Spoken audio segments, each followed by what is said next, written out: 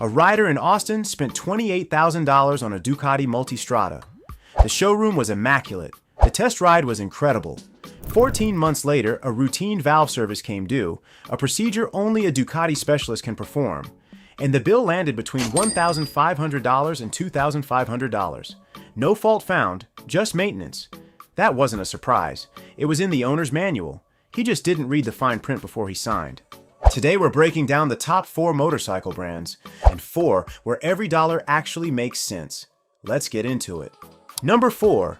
Harley-Davidson. Nobody questions the culture, the sound, the identity, the century of American history. It's all real. The problem is you're paying a serious premium for that identity, and the bike underneath doesn't always back it up. Harley's lineup runs from $13,000 to over $30,000. Across owner communities, electrical faults, oil leaks, and vibration wear show up consistently. Not as rare one-offs, but as patterns across multiple model years. The newer Revolution Max engine is genuinely promising, but it launched with software issues on a $20,000 motorcycle that needed to be patched after the fact. That shouldn't happen at this price point. Resale is where it gets uncomfortable. The iconic Tourers, Street Glide, Road King hold value well. But outside that narrow category, several Sportster and Adventure models from 2021 to 2024 are already sitting 35 to 40% below original MSRP on the used market.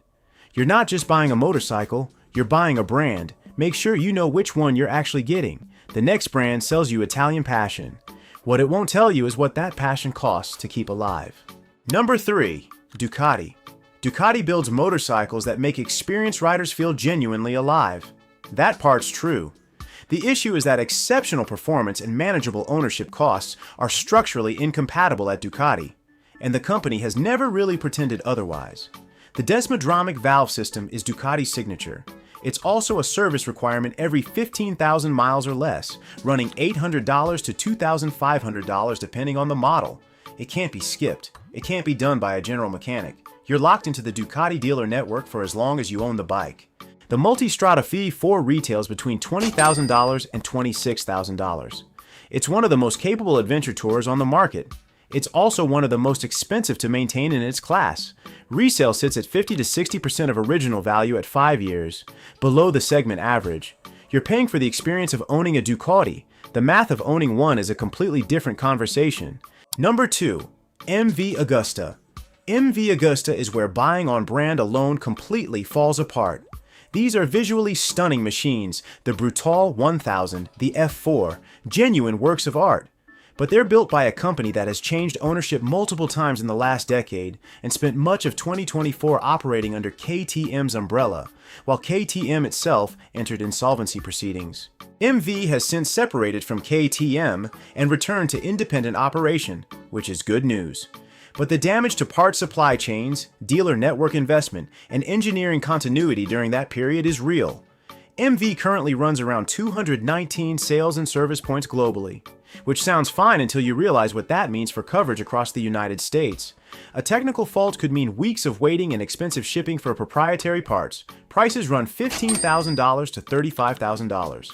If you want a motorcycle to display and occasionally ride, stunning choice.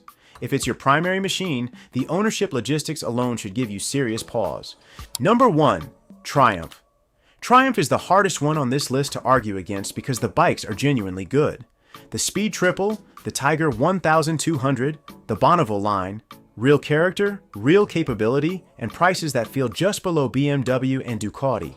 The story is compelling, but independent reliability surveys put Triumph's failure rate at 29% across their lineup, higher than every Japanese brand.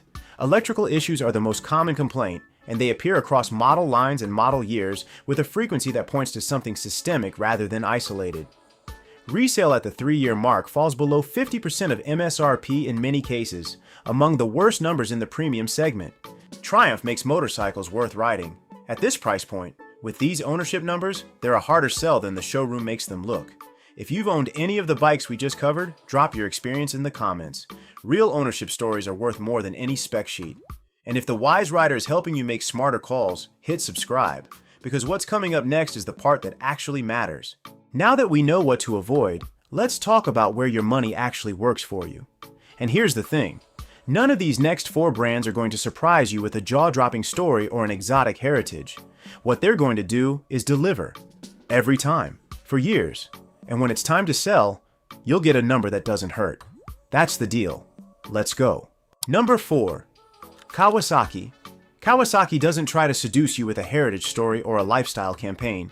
What it does instead is deliver engineering that consistently punches above its price point, backed by a reliability record that owner communities have documented for decades.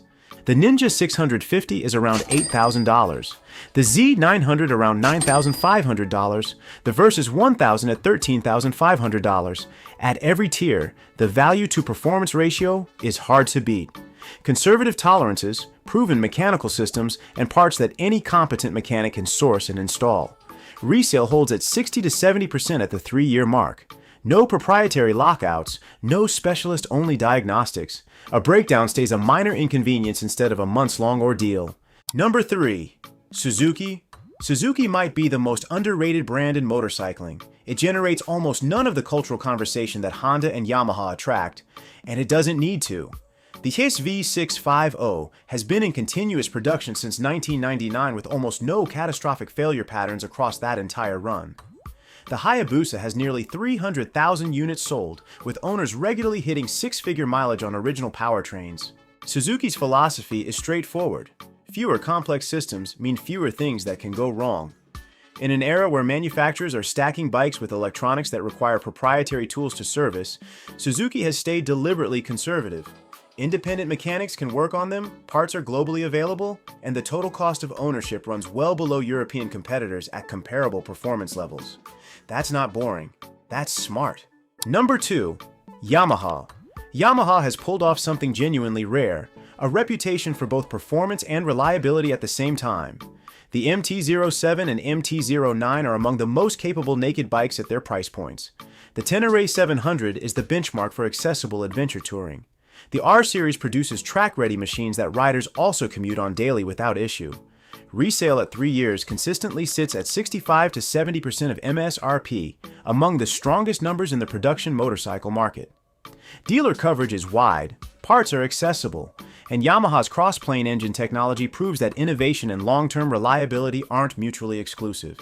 If you measure a motorcycle by what it does rather than what it signals, Yamaha is hard to argue with. Number 1. Honda. Honda's reliability isn't luck.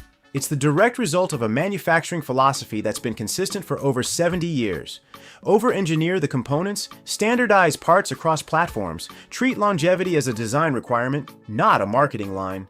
The CB500X retains around 70% of its value after 4 years. The Gold Wing has documented powertrains hitting 6-figure mileage for decades. The Africa Twin competes directly with the BMW R1250GS at $5,000 to $8,000 less, and matches or beats it in long-term owner satisfaction. Honda's parts standardization means the same starter motor can appear across a dozen models over 15 years. That scale produces a quality control standard that smaller manufacturers simply can't replicate. Add the widest dealer network in the industry, and you've got a bike you can ride anywhere and get serviced anywhere. You pay once at the dealer. With Honda, that's usually the end of the story. Here's the pattern across all 8 brands. Some manufacturers sell you the badge and the story and bet you won't do the math until after you've signed. The others decided the engineering is the product, and the ownership record is the proof. The resale numbers don't lie. The reliability data doesn't lie. The owner forms don't lie. Do the math before you sign. That's what the Wise Rider is here for. Subscribe, and we'll see you in the next one.